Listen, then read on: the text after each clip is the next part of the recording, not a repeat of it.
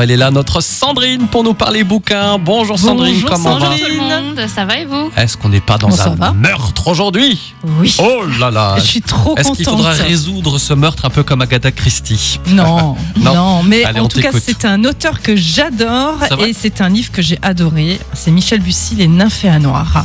On est à Giverny en 2010, le jour vient de se lever et alors que les touristes s'apprêtent à débarquer pour visiter les jardins de Monet, un meurtre est découvert non loin de là.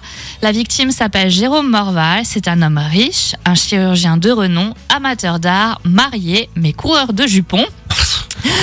Je place la scène. Oui. Mais tu racontes bien. Et dès les premières lignes, Michel Bussy nous présente 3 femmes, la vieille dame du moulin, Stéphanie, l'institutrice du village, et Fanette qui a 11 ans. Et notre cerveau d'enquêteur se met en marche, on se dit qu'elles sont forcément suspectes, mais laquelle serait la meurtrière et surtout pourquoi? Si je vous présente Nymphéas Noires aujourd'hui, c'est parce qu'il sera à l'ordre du jour demain soir à l'occasion de l'apéro littéraire à la médiathèque à 18h qui portera sur l'art. Pas besoin de s'inscrire d'ailleurs, venez comme vous êtes, profitez de la fraîcheur, les lieux sont climatisés. Tu le vends bien, je vends bien. Bon, bref, je reviens à mon livre. Le roman de Michel Bussy fourmille d'anecdotes sur l'art et plus particulièrement sur Claude Monet.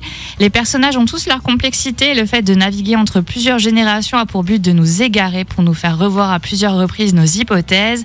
Est-ce que Jérôme Morval a été victime d'un amateur d'art, d'une personne jalouse ou de quelqu'un qu'on ne soupçonne même pas? Le final est épatant, alors si vous cherchez un livre à déguster sous le soleil ou à l'ombre, misez sur Nymphéas Noires. Ah bah voilà. Alors comme d'habitude, vous allez pouvoir retrouver cette rubrique sur notre site radiomélodie.com ou consulter le blog à Sandrine, comme dans un livre. Le blog à Sandrine. Le blog à Sandrine. Comme elle parle bien de chez nous, elle, hein, le blog à Sandrine. Elle est de Moselle. La Sandrine, elle fait un blog sur les livres. Oh, bah alors. .fr, voilà, si vous le cherchez. Merci Sandrine. Et puis on est déjà dans l'ambiance de l'apéro de ce soir. Oui, c'est quand vrai. l'apéro? C'est demain soir. T'as déjà 24 heures d'avance.